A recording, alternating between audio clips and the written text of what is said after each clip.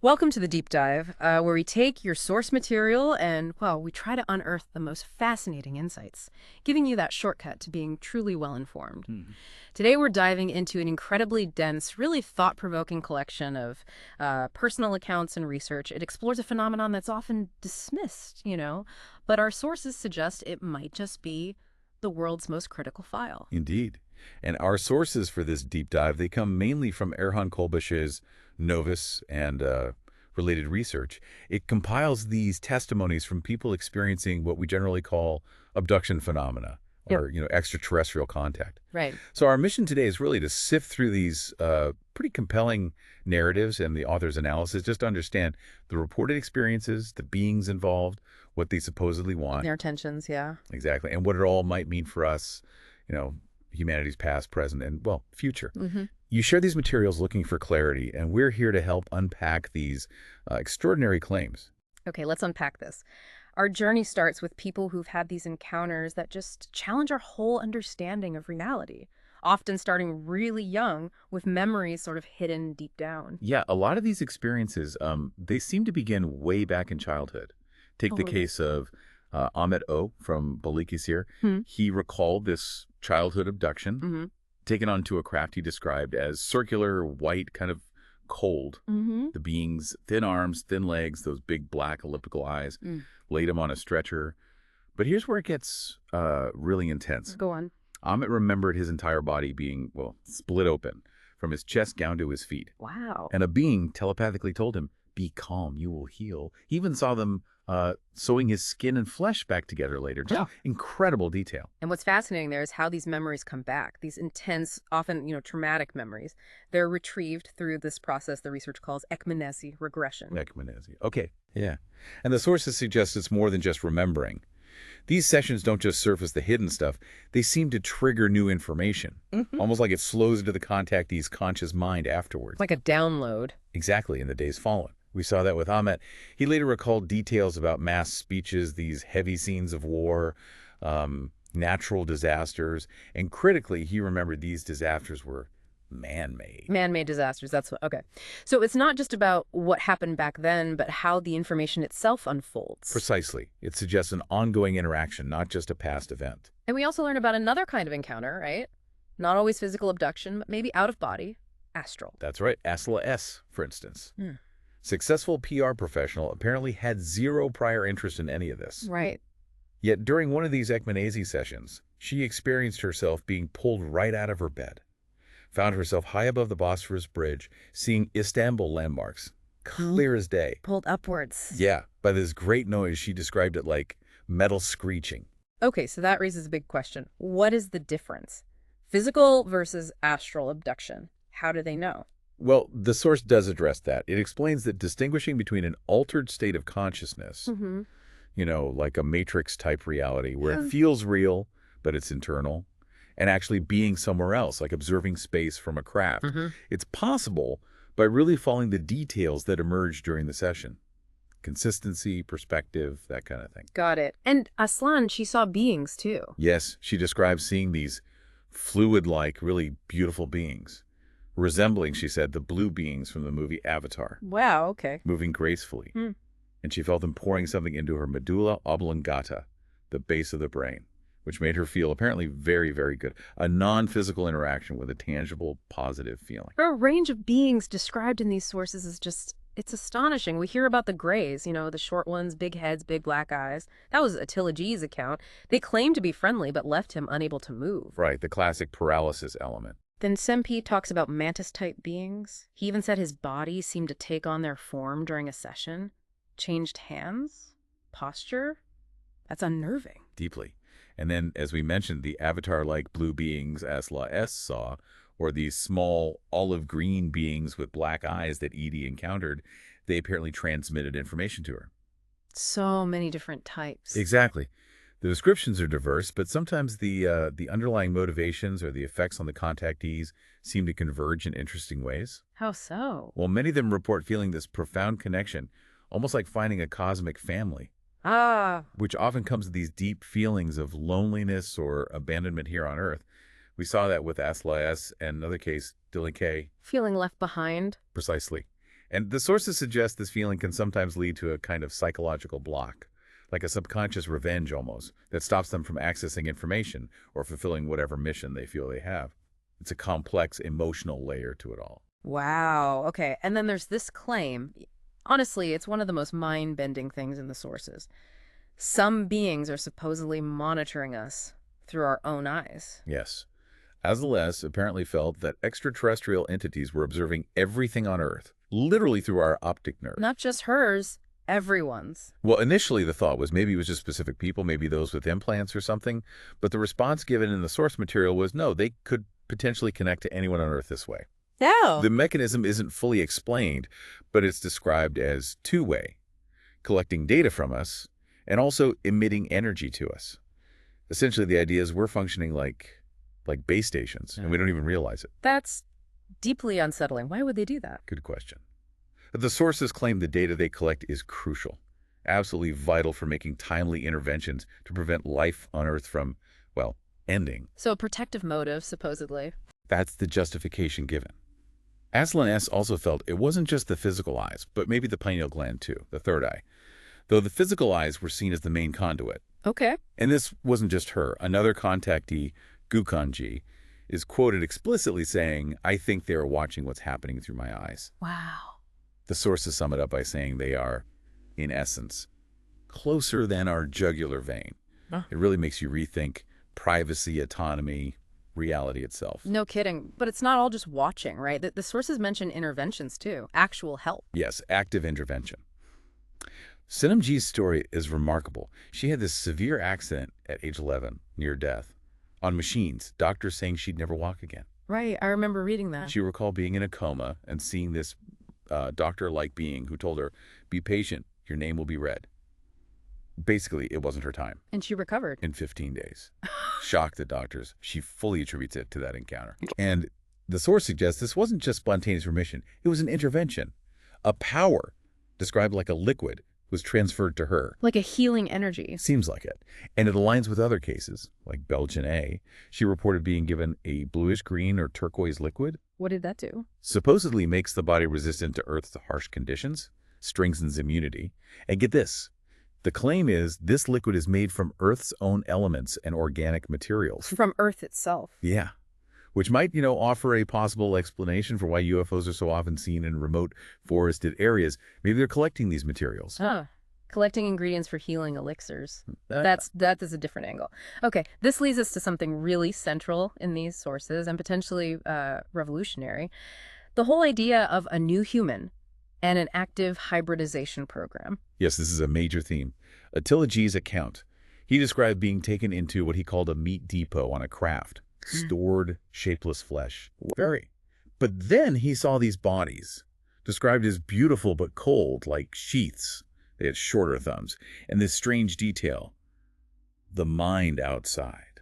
The mind outside. What does that mean? It's not fully clarified, but suggestive. He was explicitly told these bodies would be used for the new human and that they will change with these.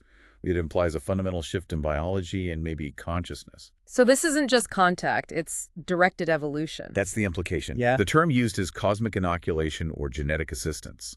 The source states quite plainly that human bodies' degeneration is a reality. Ouch. Okay. And that our DNA, currently double-stranded, is showing signs, or maybe has the potential, to shift towards a triple helix. Triple helix DNA, like scientifically. Well, the research even brings up Dr. Francis Crick, co-discoverer of DNA. It cites him as having speculated that maybe we were a manufactured species and perhaps once had triple-stranded DNA. Whoa. So this isn't creating something entirely new, but maybe restoring something lost. That seems to be the idea. A return to lost, perhaps superior genetic characteristics. A fundamental upgrade or restoration of our biological blueprint. Okay, if this is happening, Wow. how? How are these new humans supposedly being created? The sources mention methods, right? They outline several. One is clearly in vitro, lab setting on the ships. Right. Harry Ailes' account fits this. She remembered waking up with pain, seeing two tall grays by her bed, and later realized her eggs had been taken for a hybrid child. Did she ever see the child? In a vision, yes. Described with large blue eyes. Okay, so that's one way. What else? Another method mentioned involves intervention during pregnancy. Baby supposedly taken from the womb, genetically altered with ET DNA, and then return. The birth proceeds normally, mother unaware of the alteration. Wow. That's ethically complex, to say the least. Extremely. And then there's a third method, which is perhaps even more surprising. So what? The replacement of a dying human infant with its hybrid copy. Wait, replace the baby? That's the claim. The mother remains unaware. This is apparently based on something called a triple contract, involving the mother's higher consciousness, or higher self, A pre-life agreement. essentially. The source is very careful to frame this not as an attack on free will, but as fulfilling a pre-agreed spiritual contract. It definitely pushes the boundaries of our understanding of choice and consciousness. Definitely. So what are these kids like, these Novus Mundanus New World humans? The sources paint a pretty consistent picture. These children often communicate with ETs from a very young age, maybe 4 years old. Telepathically? Often, yes. They're described as highly empathetic. Hmm. They often dislike traditional school, sometimes finding the information just plain wrong. Based on what? Possessing advanced cosmic knowledge inherently, they might exhibit telepathic abilities, see auras. Ezra B. even reported her child causing magnetic key cards to fail, like an energy field effect. Affecting electronics. Okay. They're also said to absolutely despise killing and radiate this intense love, almost an archetype of a highly evolved being. Are they just born randomly? Not according to the sources. The claim is that ET beings actually choose the parents. The children's genetics are altered before birth, and apparently, the more ET DNA, the higher their energy capacity. Those targeted. Very much so. They're described as being aware of being different from others from early on, and having a significant life mission here on Earth. A mission. Yeah. And many accounts describe these children being taken, sometimes astrally, sometimes physically, to schools on ships. Schools on ships? Learning what? They consciously recall lessons on advanced physics, psychic abilities, universal laws. Zelia Y even described seeing an operating room where children's brain folds were being changed, Changing their brains. implying a kind of direct physical brain restructuring, presumably for higher cognitive function to handle more complex information or abilities. It really makes you wonder what human potential could look like if unlocked this way. Okay, shifting gears a bit, the sources also paint a pretty dramatic, maybe even apocalyptic picture of Earth's near future, but also transformation. Exactly. It's both. The Pig Floyd quote mentioned in the research, "The old must collapse for the new to come," really seems to capture the essence of it. So what kind of collapse are we talking about? Well, Attila G. reported hearing directly from one of those tall grays that there would be a massive population reduction. Over 90%. 90%. Due to what? War. That was the specific reason given to him. That's staggering. It is. And it's not just war. Ahmet O., the one who recalled being split open. He also saw visions of future natural disasters. Earthquakes, fires, floods, droughts. But didn't he say they were? Yes.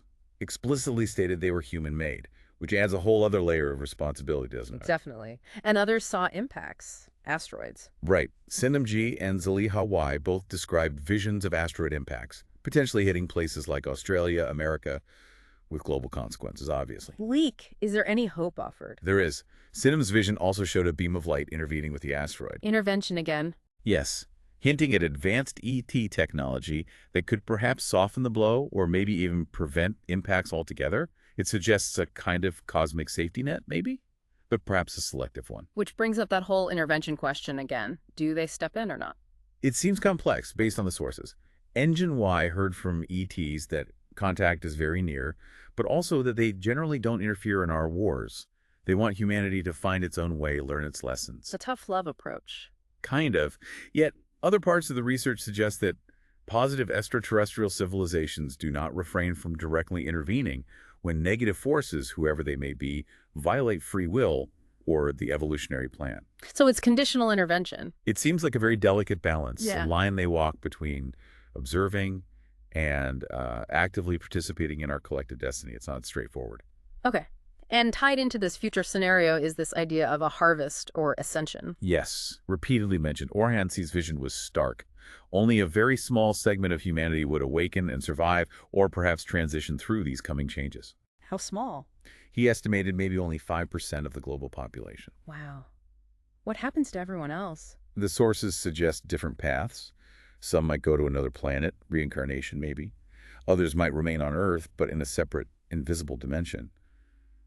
coexisting but unaware of each other. Zeynep S. described this. Like two frequencies on the same planet. That's a good analogy.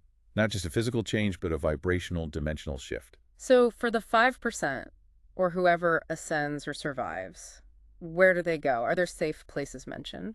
There are. The sources talk about safe zones.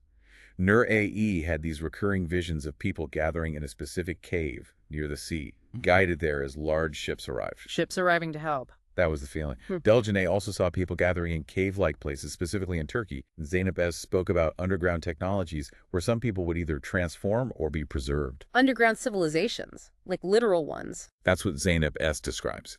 She stated that these underground ones, beings or civilizations already existing beneath the surface, will help prepare the surface population's darkness. They apparently have facilities for this transformation process. What are they like? Described as hierarchical groups, very loving, existing in higher dimensions 4D and 5D. Fascinating. And interestingly, Zeynep also mentioned a negative center, located even deeper underground. She said it would be clean soon. A negative center, like negative entities. It leads into her comments about the reptilian species. She claimed they exist both here on Earth, underground, and also on their own planets. Okay. The earthbound reptilians, she said, are not very positive, but are actually undergoing a transformation along with Earth's energy shift. However, the ones on their home planet are described as dark and unable to ascend to the fifth dimension. Why? Because they cannot stand love energy. Love energy as a barrier. That's quite a concept. It reframes conflict and evolution in vibrational terms, doesn't it? It really does. And what about Turkey's specific role? You mentioned Belgiane saw caves there. Yes. Turkey seems significant in these accounts. Yasemin U was apparently shown that Turkey's southern regions, especially the coasts, are important energy focal points. Like energy vortexes. Seems like it. And Zeynep S. also stressed the importance of energy vortices throughout the Middle East generally.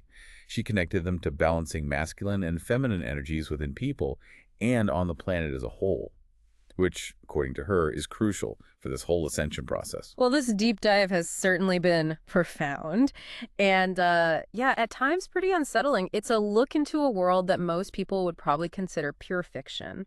From these incredibly intense personal abduction stories to the idea of actively cultivating a new human species, prophecies of global cataclysms, a potential dimensional shift. The sources definitely present a future that's deeply tangled up with extraterrestrial involvement and this idea of a necessary awakening. Absolutely. And the core message, you really hear it echoed across all these different accounts, is that humanity is at this critical point. A real juncture in our spiritual and maybe our biological evolution. Right. There's this persistent call for awakening. Expanding our consciousness beyond just the daily grind, understanding our connection to something bigger, a cosmic family. As the author puts it, science must expand its boundaries to encompass and perceive multidimensional events like the contact phenomenon. It's really a challenge to our standard way of thinking. So what does this all mean for you listening to this? The sources don't really pull punches, do they? They remind us that no fear is as terrible as the fear you feel. And that stark warning, the day the truck runs you over, you won't have time to look for evidence of its existence. It certainly makes you think. It does. And the narrative really emphasizes that how we perceive these events, negative, positive, it often just reflects our own emotional state, our own framework. Our perspective. Exactly. But ultimately, the underlying message seems to be that all existence stems from an infinite source, implying this deep unity among all beings, even the ones we think of as totally alien. So the journey to becoming this new human is framed as embracing our full emotional capacity, recognizing this larger cosmic identity, and getting ready to transcend our current limitations, moving towards, well, a world that's been cleaned and transformed. It definitely invites you to consider your own place in all this unfolding cosmic drama. We really hope this deep dive has given you a fresh perspective, maybe even a challenging one, on the extraordinary possibilities that, according to these sources, might lie just beneath the surface of our everyday reality. Until next time, keep exploring, keep questioning, And stay curious.